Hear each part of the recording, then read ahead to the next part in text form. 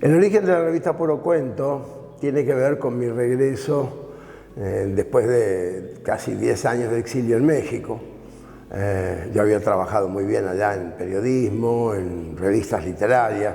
Trabajé con Juan Rulfo y con El Mundo Varadez en la revista El Cuento. Y con toda esa experiencia, más unos pesitos que tenía, lo que hice fue copiar el modelo de la revista El Cuento a la Argentina, con la venia, naturalmente, de don El Mundo Varadez, que era fue mi maestro. La revista la financié con ese dinero que tenía, fue una aventura, nunca había hecho yo algo semejante. Pero la maravilla fue que fue como un estallido, porque rápidamente se nos agotó el primer número, el número 1 creo que sacamos 5.000 ejemplares, que era una especie de locura, se vendieron volando.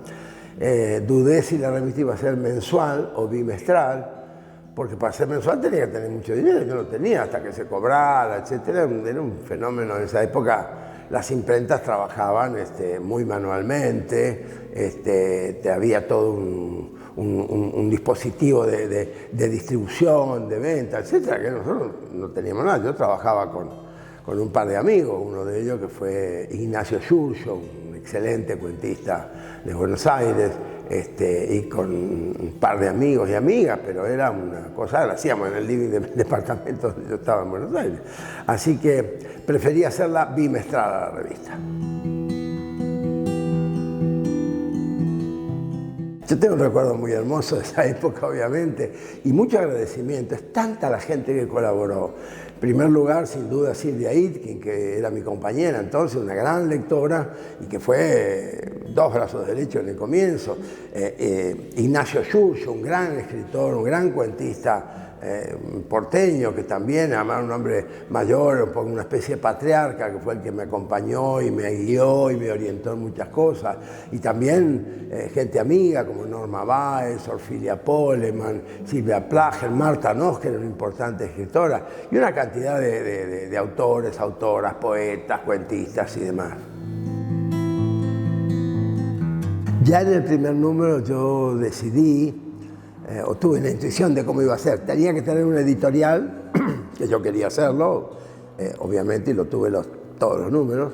Tenía que tener una sección de taller abierto, que me parecía importante, para dar lugar a jóvenes o veteranos, pero cuentistas inéditos. Fue un gran éxito de la revista. Tenía que tener un único artículo teórico, no quería hacer una revista sobre la teoría del cuento. Yo tuviera uno que diera información y que fuera útil, digamos. Tenía que tener algún concurso, que después los vimos perfeccionando, para que los lectores y lectoras pudieran tener una participación creativa. Y creo que ese era prácticamente el esquema de secciones. Era muy sencillo, y después cuento. Y una entrevista.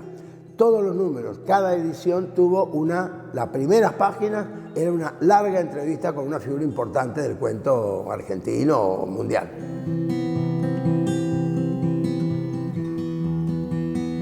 Una de las secciones que todas tuvieron su éxito, pero quizá la que más llamó la atención fue la que llamamos Taller Abierto.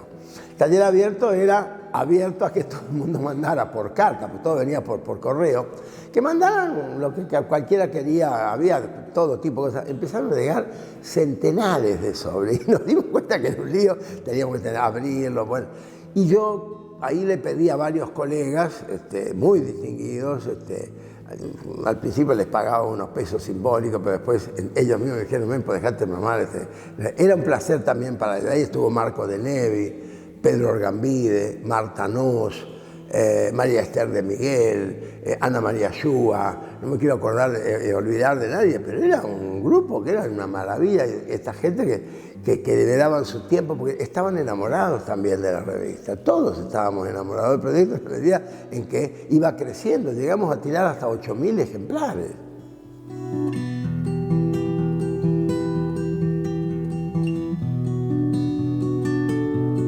Un aspecto que fue muy importante desde el comienzo de la revista era atender a la producción cuentística femenina. Es decir, la Argentina siempre tuvo una cantidad de escritoras que no fueron por ahí visibilizadas en el mundo editorial.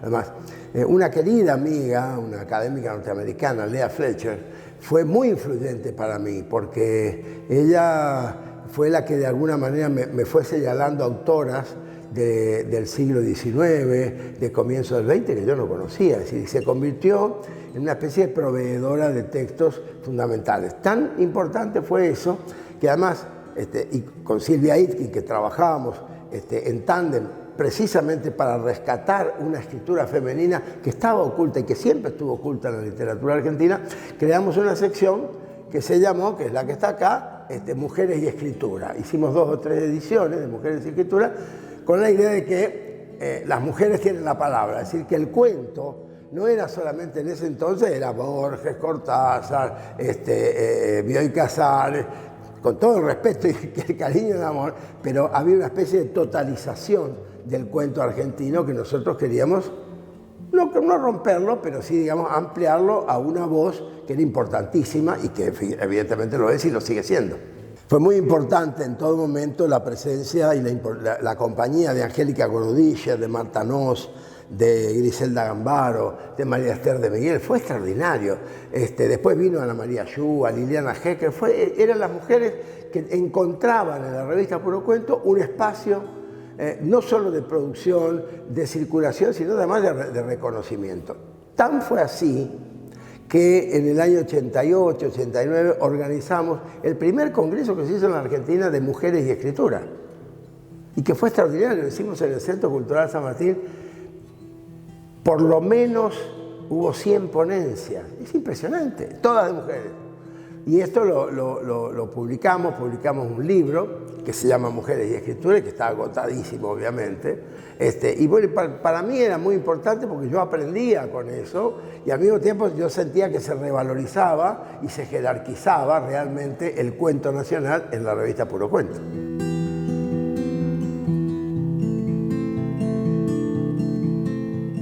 Bueno, uno de los problemas que nos planteamos desde el comienzo eran las ilustraciones. No teníamos dinero para pagar fotografías ni para pagar ilustradores. Entonces empezamos a buscar primero materiales en revistas o en grandes libros clásicos del siglo XIV, del siglo XVIII. Empezamos a usar muchos de esos materiales. En esa época no existía la web donde uno podía ir a buscar esto. Así que era un lío. En un viaje que yo hice, compré en Europa, compré 4 o 5 de esos grandes libracotes de ilustraciones clásicas de varios siglos que nos fueron muy útiles para muchas cosas.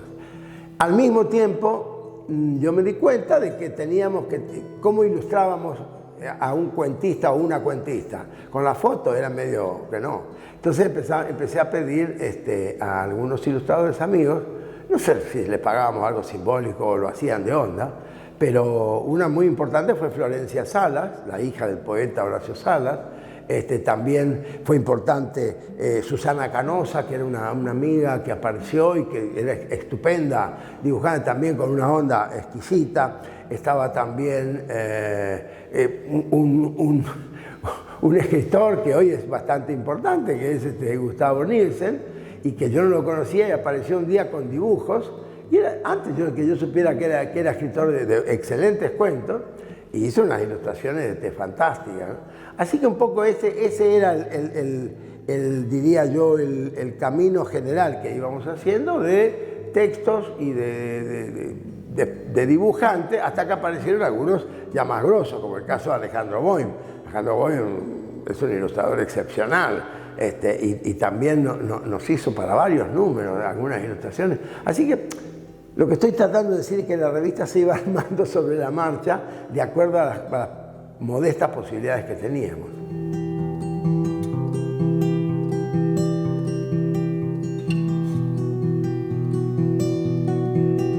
El país se fue complicando en los 90, como todo el mundo sabe. Yo puedo decir que a nosotros nos fundieron los 90, es decir, los costos de papel, de talleres, de imprenta, de distribución, las políticas de ajuste, el señor Domingo Cavallo, enemigo del cuento argentino desde entonces para mí.